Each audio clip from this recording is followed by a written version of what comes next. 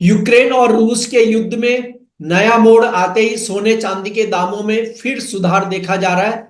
अमेरिकी राष्ट्रपति बाइडेन ने अपने पद से जाते जाते जिस तरह यूक्रेन को बैलिस्टिक मिसाइलें यूज करने की छूट दी है और इसके बाद रूस ने परमाणु हथियार काम में लेने के लिए रणनीति में जो बदलाव किया है, उससे साफ हो रहा है कि इस क्षेत्र में युद्ध जल्दी ठंडा होने वाला नहीं है। डोनाल्ड ट्रंप के लिए यह बड़ी चुनौती होगी कि वे कैसे इस युद्ध को रोकते हैं। सोने चांदी के ट्रेड में अब क्या मोड़ आएगा, इस पर बात करने के लिए हमारे साथ हैं एंजल वन के non agree commodity research head Prathamesh Mallya. मेरा नाम है कमल शर्मा। प्रथमेश जी, आपका स्वागत है मोलतोल इंडिया में। प्रथमेश जी, यूक्रेन और रूस के युद्ध को सोने चांदी के ट्रेड पर क्या असर होते देख रहे हैं आप? नमस्कार। मेरे ख्याल से हिस्ट्री इस बात का गवाह है कि जब जब जियोपॉलिटिकल टेंशन्स बढ़ी है, जहां पर भी अक्रॉस द ग्लोब सोने और चांदी ने जो वोलेटिलिटी दिखानी चाहिए थी वो दिखाई है। और रिसेंट जो तनाव बढ़े हैं यूएस रशिया और यूक्रेन के बीच में, उसी के कारण गोल्ड और सिल्वर ने वापस एक मोमेंटम का दौर पकड़ा है। और पॉसिबल है कि यही मोमेंटम जो है आने वाले ट्रेडिंग सेशंस में भी और महीनों बाद चलता रहे। तो मेरे ख्याल से साल के एंड तक आप सरप्राइज नहीं रहेंगे, जहां पे सोना और चांदी वापस एक नया हाई छूने की बहुत जल्दी आशंका रखता है।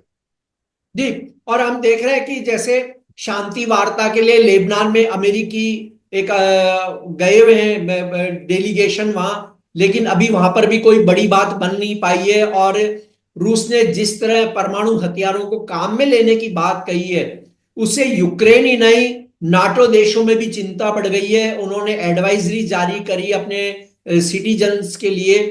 ऐसे में कोई एक इन्वेस्टर को सोने की बेहतर और सेफ एसेट्स मानते हुए अपना निवेश बढ़ाना चाहिए या अभी देखो और इंतजार करने की नीति करनी चाहिए? प्रथमेश जी, क्या कहेंगे इस पर आप?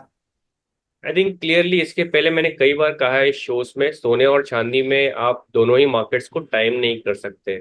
आपको वैल्यू एवरेज अगर करना है तो इसको हर भाव पे अपने पोर्टफोलियो में एक्यूरेट करना जरूरी है, ना कि कोई इवेंट के बेसिस पे इसको टाइम करे कि इसमें रिस्क प्रीमियम आ जाए और प्राइसेस बढ़ जाए। प्राइसेस भले ही अभी ऑल टाइम हाईस के करीब हो, मेरे ख्याल से एक्यूमुलेशन कर लेना चाहिए और कोई स्पेसिफिक प्राइस पॉइंट्स का पकड़ के इसमें यहाँ पे एंटर नहीं करना चाहिए। सोना और चांदी हर भाव पे एक्यूमुलेट करे ताकि आपका जो एक एक जो सिंगल भाव आता है वो वैल्यू एवरेज काफी अच्छा रहे। नहीं, वैसे तो आपने ये बात बिल्कुल सही कही है, क्योंकि अगर हम ये देखें जियो पॉलिटिकल टेंशन, तो मान लीजिए रूस यूक्रेन में ठंडा होता है या लेबनान और इसराइल हमास के साथ मामला ठंडा होता है, लेकिन डोनाल्ड ट्रंप जब पद पे आएंगे तो वे ऑलरेडी ईरान के खिलाफ हैं, उत्तर कोरिया के खिलाफ हैं, और हम देख रहे हैं कि सूडान और ऐसे कई देशों में कहीं ना कहीं संघर्ष है। यानी जियो पॉलिटिकल टेंशन, ये कहना चाहिए निरंतर चलने वाली एक बात हो गई है, वो कहीं भी ठंडी नहीं होती चीजें। तो वाकई आपने सही कहा कि गोल्ड सिल्वर जो है वो खरीदना चाहिए। लेकिन प्रथमेश जी, यहाँ सवाल अब ये भी उठता है कि गोल्ड और सिल्वर में ट्रेड करना हो तो क्या रणनीति अपनानी चाहिए कि लॉस कम हो और मुनाफे की ओर बढ़ते रहें लोग? देखिए, बिकॉज इवेंट्स के बेसिस पर इन दोनों ही काउंटर में मूव्स आती है। तो अगर आप हैच करके अपनी पोजीशंस को सेव करना चाहते हैं तो आप अपनी पोजीशन जो है ऑप्शंस के द्वारा सेव कर सकते हैं। हालांकि मोमेंटम इसमें वापस तेजी का बन रहा है, बट यहाँ पे हम एक करेक्शन दोबारा से रोल आउट नहीं कर सकते, जो कि एक अपॉर्चुनिटी के तौर पर देखा जा सकता है। तो ओवरऑल अगर आप ट्रेडर हो या फिर इन्वेस्टर हो, आप ऑप्शंस के जरिए अपने पोजीशंस को हेज करने की रणनीति अपना सकते हैं। जी प्रथमेश जी, आपने जैसा कहा कि मुझे लगता है कि भाई दिसंबर तक सोने चांदी में एक अच्छा लेवल आता हो सकता है। तो क्या लगभग आप लेवल मानते हैं सोने चांदी के लिए, ताकि ट्रेडर्स उन लेवल्स को ध्यान में रखें?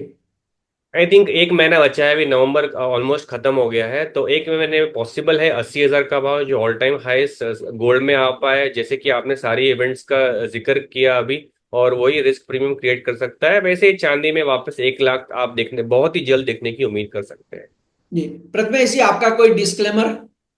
जो भी यहाँ पे स्ट्रैटेजी डिस्कस है उसमें कोई मेरी पर्सनल पोजीशंस नहीं है। जी, दर्शकों से अनुरोध है कि वे इस पे प्रोग्राम पे अपने कमेंट्स करें, और प्रथमेश जी से यदि कोई सवाल पूछना चाहें तो कमेंट बॉक्स में उसे भी पोस्ट करें। धन्यवाद प्रथमेश जी, बहुत बहुत शुक्रिया।